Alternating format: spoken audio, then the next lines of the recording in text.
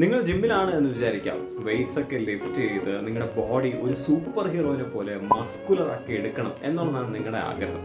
എന്നാൽ ഈ ഒരു ആഗ്രഹത്തിൽ എത്തിച്ചേരണം എന്നുണ്ടെങ്കിൽ പലപ്പോഴും അതിന് റിയലിസ്റ്റിക് ആയി ആൾക്കാർക്ക് പല വർഷങ്ങൾ മുതൽ പല ദശകങ്ങൾ വരെ ആവാറുണ്ട്. എന്നാൽ ഇതിന് ഒരു ഷോർട്ട് കട്ടും പലപ്പോഴും അവൈലബിൾ ആണ്. ശരീരം വേഗം മസ്കുലർ ആക്കാൻ വേണ്ടി പല ആൾക്കാരും anabolic and androgenic steroid use ചെയ്യാറുണ്ട് എന്ന് നിങ്ങൾ പലപ്പോഴായി കേട്ടിട്ടുണ്ടാവും. ഇതിന്റെ യൂസേജ് എന്ന് പറയുന്നത് നിങ്ങൾ പലപ്പോഴും വിചാരിക്കുന്നതിനേക്കാൾ ഒത്തിരി അധികം പ്രവലന്റുമാണ്. മിസ്റ്റർ ഒളിമ്പ്യ മുതൽ മിസ്റ്റർ കേരള അല്ലെങ്കിൽ mister Trivandrum, even mister Thampanoor ആണെങ്കിൽ പോലും പലപ്പോഴും ആൾക്കാർ ആനബോളിക് ആൻഡ് ആൻഡ്രോജനിക് സ്റ്റെറോയിഡ്സ് ഉപയോഗിച്ച ശേഷം മാത്രമേ കോമ്പറ്റീഷന് ഇറങ്ങാറുള്ളൂ. എന്നാൽ നമ്മൾ പല സിനിമകളിലും കേട്ടിട്ടുള്ളത് പോലെ തന്നെ നിങ്ങളുടെ ബോഡി ഒരു സൂപ്പർ ഹീറോ പോലെ ആക്കിയെടുക്കാൻ വേണ്ടി നിങ്ങൾ ഷോർട്ട് കട്ട്സ് ഉപയോഗിച്ച് കഴിഞ്ഞാൽ അതിന് പാരലായി തന്നെ പലപ്പോഴും പല ഡാർക്ക് സൈഡ് എഫക്ട്സും ഉണ്ടാവാറുണ്ട്. Remember, with great power comes great side effects. Steroids ഉപയോഗിച്ച് കഴിഞ്ഞാൽ അത് നമ്മുടെ ബോഡിയിൽ പല വിഷ്വൽ സൈഡ് എഫക്ട്സ്, അതായത് ഗൈനക്കോമാസ്റ്റിയ, ആക്നെ, ബാൾനെസ് പോലുള്ള വിഷ്വൽ സൈഡ് എഫക്ട്സ് ഉണ്ടാക്കാറുണ്ട് എന്നും അതിൻ്റെ കൂടെ തന്നെ പലപ്പോഴും അത് ഇന്റേണൽ ഓർഗൻസിൽ ഒരു നെഗറ്റീവ് എഫക്റ്റ് കൊണ്ടുവരാറുണ്ട് എന്നും നമ്മൾ പലപ്പോഴായി കേട്ടിട്ടുണ്ട്.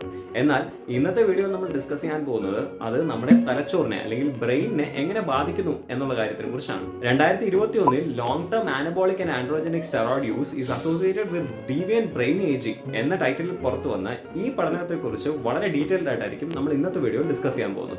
ഈ പഠനത്തിന് ലിങ്ക് ഡിസ്ക്രിപ്ഷൻ ഉണ്ടാവുന്നതായിരിക്കും.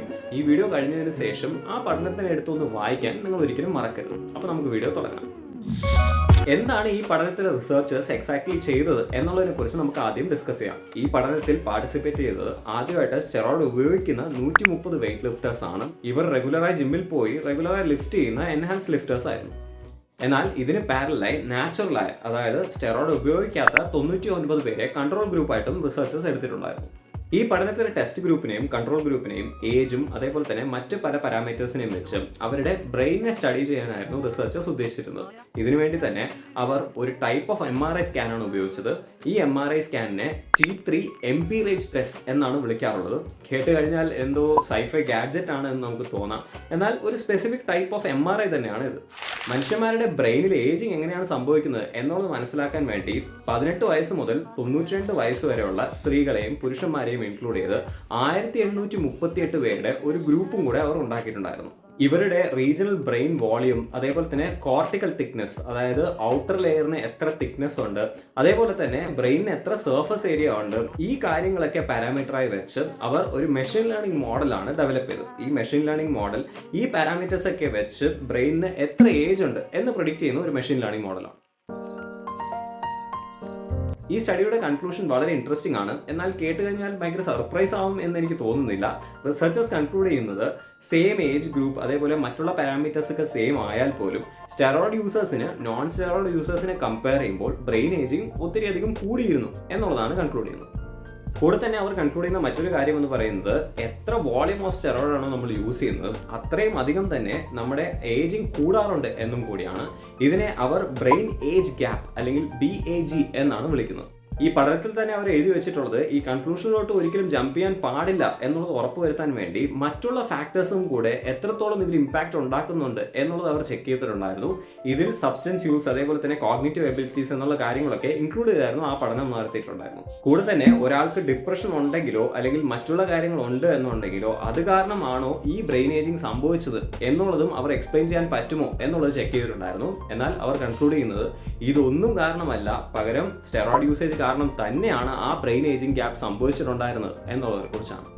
ഫൈനലി ഈ ഫൈൻഡിങ്സിനെ ഒന്നുകൂടെ വാലിഡേറ്റ് ചെയ്യാൻ വേണ്ടിയിട്ട് പഠനം നടന്ന ശേഷം ഏകദേശം 3.5 വർഷത്തിന് ശേഷം ഈ പാർട്ടിസിപ്പൻസിനെ വെച്ച് തന്നെ ഒരിക്കൽ കൂടി ഈ സെയിം ടെസ്റ്റുകൾ അവർ റിപ്പീറ്റ് ചെയ്തിട്ടുണ്ടായിരുന്നു. അതിലും തെളിയിക്കപ്പെട്ടത് എത്രത്തോളം കൂടുതലാണോ ഒരാൾ സ്റ്റെറോയിഡ് യൂസ് ചെയ്യുന്നത് അത്രത്തോളം കൂടുതൽ അയാളുടെ ബ്രെയിൻ ഏജ് ചെയ്യുന്നുണ്ടായിരുന്നു എന്നുള്ളതിനെ കുറിച്ചാണ്. ഏകദേശം 2 വർഷം മുന്നേ വന്ന ഈ പഠനം പറയുന്നത് ഇന്ത്യയിലും സ്റ്റെറോയിഡ് അബ്യൂസ് ഒത്തിരിയധികം പ്രവലൻ്റായി വരുന്നു എന്നുള്ള കാര്യത്തിനെ കുറിച്ചാണ്. ഇത് കേരളത്തിൽ ഒട്ടും കുറവുമല്ല. ഈ സബ്സ്റ്റൻസസ് ഒക്കെ ബാൻഡ് ആണ് എന്നുണ്ടെങ്കിൽ പോലും പലപ്പോഴും പല മാർഗേന യങ്സ്റ്റേഴ്സ് ഇതിന് ആക്സസ് നേടാറുണ്ട്. അതിനുശേഷം പലപ്പോഴായി പെട്ടെന്ന് മസിൽ വരണം എന്നുള്ള ഒരു ആഗ്രഹത്തിൽ അവർ അത് കുത്തിക്കയറ്റാറുമുണ്ട്. എന്നാൽ നിങ്ങളൊരു യങ്സ്റ്റർ ആണെങ്കിൽ എപ്പോഴും ഓർക്കുക, ഈ പഠനം പറയുന്നത് നിങ്ങളൊരു യങ്സ്റ്റർ ആയിരിക്കും, എന്നാൽ ഈ സബ്സ്റ്റൻസസ് ഒക്കെ ഉപയോഗിച്ച് കഴിഞ്ഞാൽ നിങ്ങളുടെ ബ്രെയിൻ ഒരു അപ്പൂപ്പനായി മാറും എന്നുള്ളതിനെ കുറിച്ചാണ്. നമ്മുടെ ബോഡിയിൽ സ്റ്റെറോയിഡ് യൂസ് ചെയ്ത് കഴിഞ്ഞാൽ അത് എന്തൊക്കെ സൈഡ് എഫക്ട്സ് കൊണ്ടുവരും എന്നതിനെ കുറിച്ച് വളരെ ഡീറ്റെയിൽഡായി ഞാൻ നേരത്തെ ഒരു വീഡിയോ ചെയ്തിട്ടുണ്ട്. അത് കാണണമെന്നുണ്ടെങ്കിൽ ഇവിടെ ക്ലിക്ക് ചെയ്താൽ മതി. അപ്പോൾ അടുത്ത വീഡിയോയിൽ കാണുന്നവരെ ഞാൻ പരം, നിങ്ങളുടെ average Mallu fit guy. Thank you so much for watching.